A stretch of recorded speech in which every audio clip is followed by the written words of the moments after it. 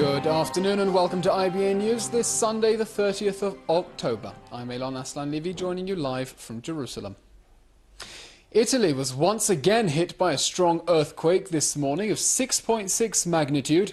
That's even bigger than the earthquake in central Italy in late August, which measured 6.2 and killed almost 300 people.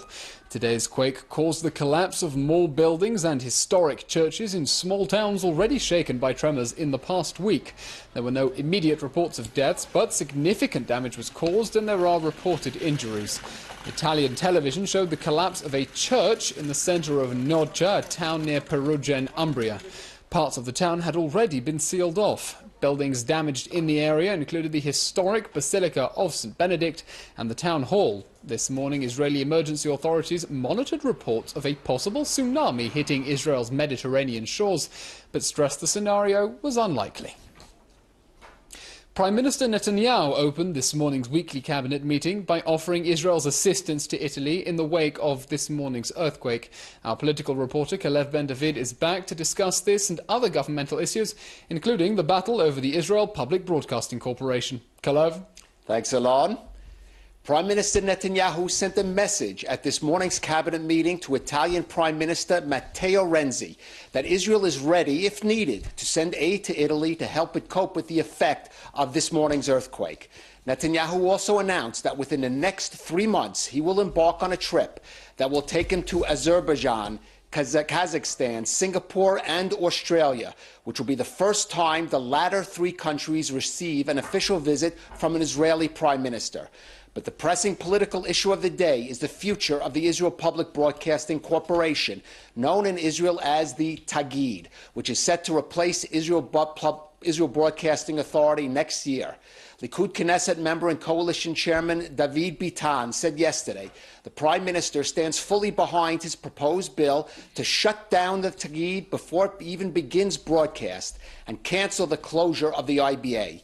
Bitan charged that the Tagid's management and top reporting posts are staffed by staunch leftists, and shutting it down now will ultimately result in saving the public's tax dollars. Opposition lawmakers and some members of the government dispute those claims, arguing that Netanyahu is just trying to assert his control over public broadcasting's news coverage. The Prime Minister said at a meeting today with the heads of the coalition's factions he would ask the cabinet next week to vote on Bitan's proposal to shut down the Tagid. Finance Minister Moshe Kachlon of Kulanu and Education Minister Naftali Bennett of the Jewish Home Party have in the past expressed their support for the Tagid. Health Minister Yaakov Litzman of the United Torah Judaism Party told me before the cabinet meeting that his faction has yet to decide on the issue. The Knesset begins its winter session tomorrow, and the dispute over the future of the Tagid guarantees some stormy weeks ahead in Parliament. Alon? Kalev, this is all getting a little bit farcical. The Knesset legislated in 2014 part of Gilad Erdan's reforms to shut down the IBA and open a new corporation. We're now at the 90th minute. What explains this very last-minute U-turn by the Prime Minister? For the people around him do say they are simply disturbed by the people that have filled the top positions in the Tagid. They're people they consider being, as David Bitan said, either staunch leftists or people who have been hostile to the Prime Minister. We know Netanyahu is very sensitive to media criticism from a press that he thinks is biased against him. And basically, it seems that he is just not happy. It became a Frankenstein monster in his perspective that went out of his control. Look, if this is a question really that the Prime Minister opposes the creation of the corporation because he thinks its top journalists are hostile to him, is he going to be able to persuade Ministers Bennett and Kachlon, who previously supported the establishment of the Tagid, just like the Prime Minister did, to back him in what appears to be a personal crusade? It's a good question, but there are some cards the Prime Minister holds that could help him. For example, he knows that Minister Bennett is very concerned about this planned evacuation of the Amona settlement, an issue very important to the Jewish Home Party, and the Prime Minister could make some concessions to him, perhaps on that, in getting his support for the Tagid.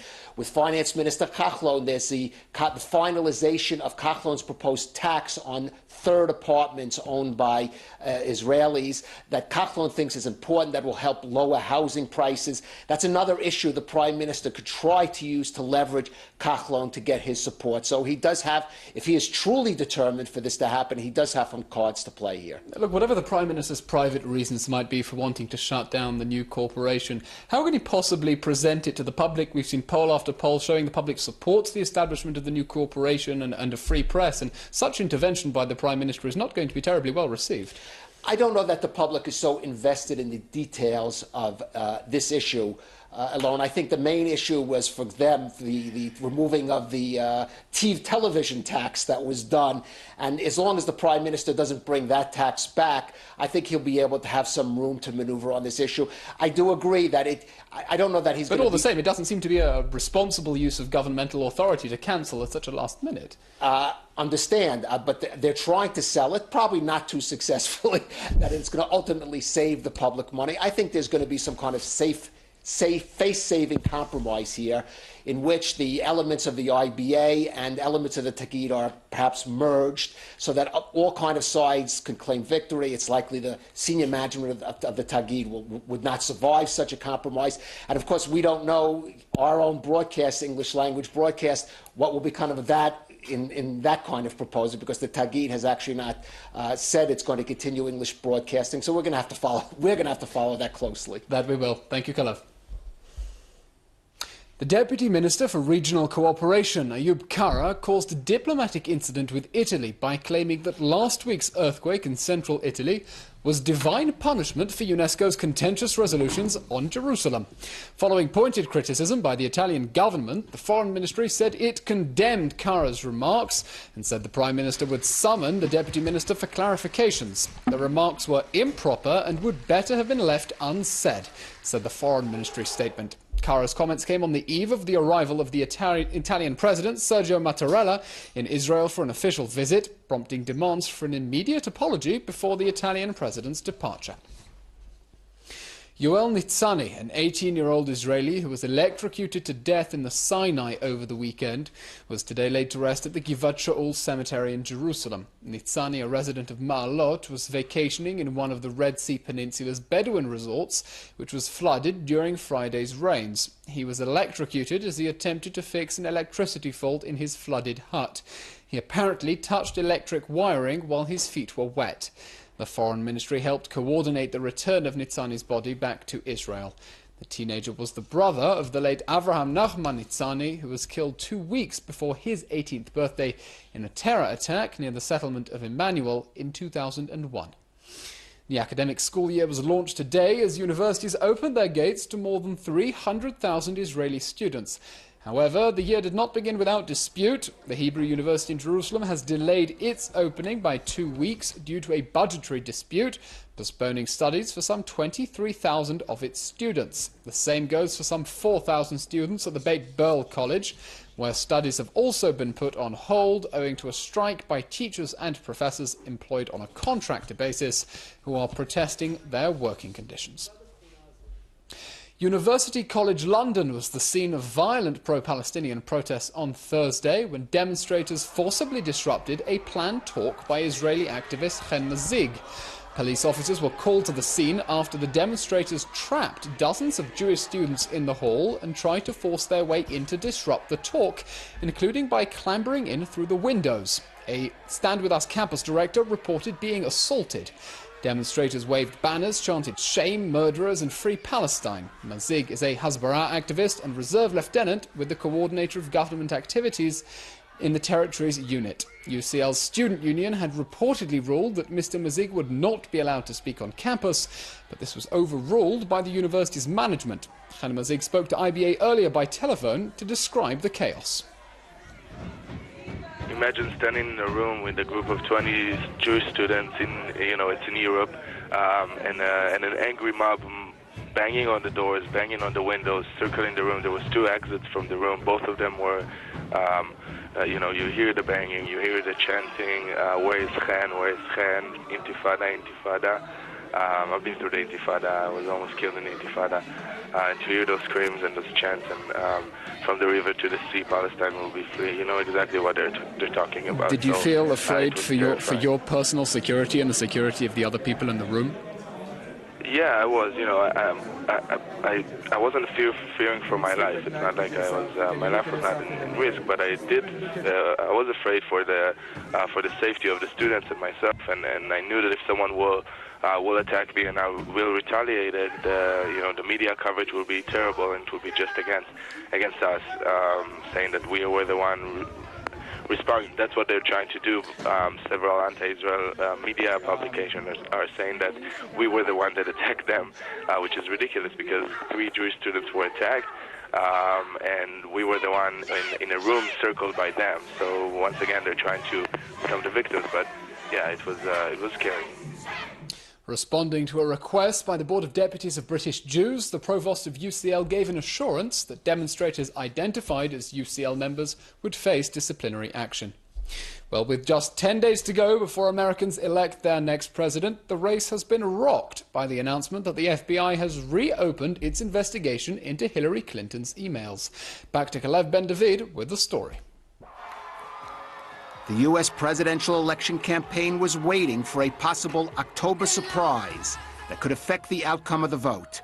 And it finally came as a bombshell with the announcement by FBI Director James Comey that the Bureau is reopening its investigation into Hillary Clinton's use of a private email server while acting as Secretary of State.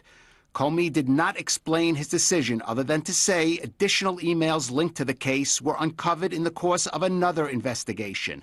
It was later revealed that those emails were found on the laptop of Anthony Weiner, the former congressman who is being investigated for allegedly sending sexually related texts to a minor and is married to top Clinton aide Hoomer Abedin. Clinton was quick to condemn the timing of the announcement and demanded the FBI release all the information it has. Republican nominee Donald Trump jumped on the FBI announcement, declaring Clinton was guilty of deliberately trying to conceal evidence in the email investigation. Hillary has nobody to blame but herself for her mounting legal troubles. Her criminal action was willful, deliberate, intentional, and purposeful. Hillary set up an illegal server for the obvious purpose of shielding her criminal conduct from public disclosure and exposure. That didn't work. The FBI announcement came as new polls showed the race for the U.S. presidency tightening. But Clinton, still commanding a comfortable lead over Trump in the crucial battleground states, needed to win a majority of Electoral College votes. The big question now in the coming days is if this October surprise will provide enough of a jolt to Clinton and a boost for Trump to play a decisive role in the vote on November 8th. This is Kalev Ben-David for IBA News. As the international assault on the ISIS stronghold of Mosul continues, Muslim volunteers from around the world continue to join the ranks of the jihadi group. A new documentary to be aired this Thursday on Israel Television's Channel 1 sets out to trace how ISIS recruits its foreign volunteers. Ari O'Sullivan has the story.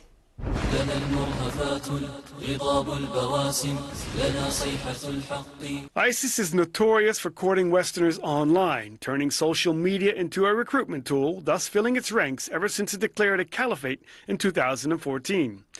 Not only have fighters come, but also their families, and many are not even Arabs, but Muslims from around the world. This is a message to Canada and all the American Tawagheet. We are coming and we will destroy you, bidnillahi ta'ala. How does this happen? Over the course of several months, Canadian journalist and filmmaker Martin Himmel and his team of undercover European reporters developed fake online relationships to expose how ISIS recruits around the world. The documentary is called Undercover in ISIS. We all talk about social media, we all talk about this power to recruit by ISIS, but we never really see it. So I decided and found a group of freelancers. These are unusual freelancers. They've all worked in security services. They're retired. And let's create characters, social avatars, people who will go online and we'll lure ISIS to see if they'll try to recruit them. A big problem here is cyber security. ISIS is very sophisticated. They want to know who they're talking to. They're always concerned that they might be talking to security operatives, spies, etc. And so we have to really protect and give them the impression they're talking to the people that they're talking to. The documentary traces how Sarah was instructed to travel to Syria to meet her future husband and given tips how to slip through security. Like I wrote that you have to take precaution. Of course. Even if it means you travel without the hijab, and if they were to look in your bag, they won't find any, weird things. You even put like music in your MP3 and buy cigarettes and put them in your pockets. If they were to check, Himmel says ISIS is more successful than Al-Qaeda. They realize, first of all, that there's a big world out there. They have managed to do what no other terrorist organization, and not just a terrorist organization, even states have done so effectively in the past, and that is use the tools of social media to attract thousands and thousands of people all across the world. I think it's a foregone conclusion that Mosul will eventually fall, and probably Raqqa. But ISIS, I don't think, will disappear. I think it will transform itself. It will go into countries that are other failed states. And this social media impact is going to stay with us and will probably be emulated by many more organizations.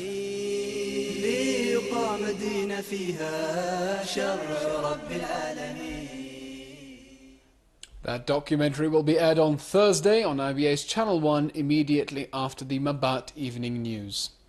The Israeli mission at the United Nations last week hosted a Yazidi victim of sexual and physical abuse by the Islamic State during an event at the UN headquarters. Iraqi citizen Marwa Ali Aliko shared her testimony of her sexual enslavement by ISIS as one of the thousands of Yazidi women and girls enslaved by ISIS in Iraq. In June, a UN committee determined ISIS is committing genocide against the Yazidi people.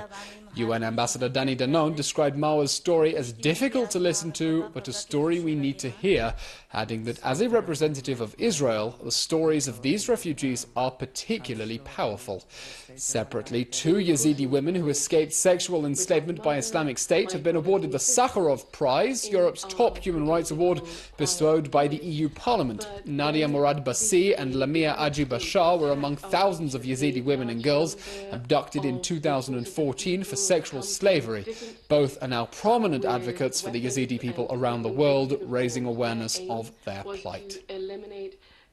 Renowned Israeli columnist Ari Shavit today quit his positions at the Haaretz daily newspaper and Channel 10 News following new accusations of sexual harassment by a former J Street employee, who today said that he harassed her while in Baltimore in 2014.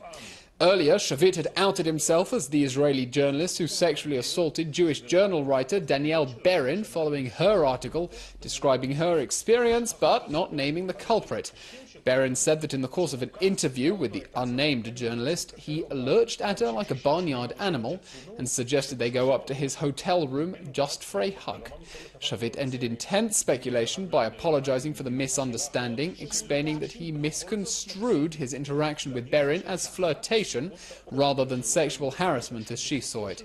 Responding, Berin called this an apology to no one in particular and dismissed illusions of flirtation as absurd. Hillel International also cancelled Shavit's upcoming campus speaking tour. In Jerusalem's Church of the Holy Sepulchre, renovators have discovered the foundation of a cave at the spot traditionally believed to be the burial cave of Jesus Christ.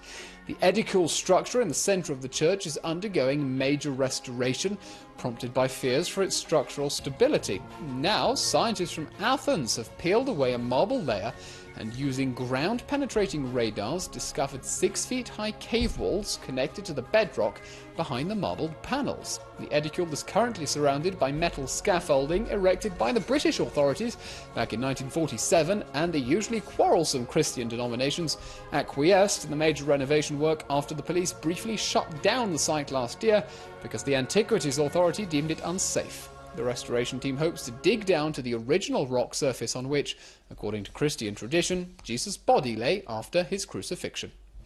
In finance, no change in the shekel since currency markets closed for the weekend, and the stock exchange is starting the week down.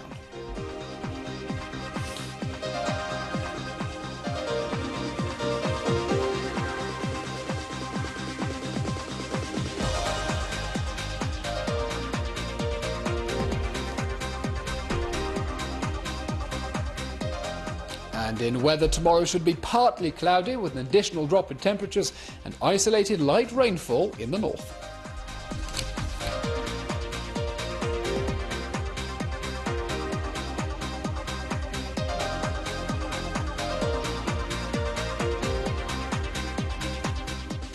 That's all for today. Please take note that tomorrow IBA English News will be broadcast at 6 p.m. and not our regular time of 4 o'clock due to special coverage of the opening of the Knesset winter session tomorrow afternoon.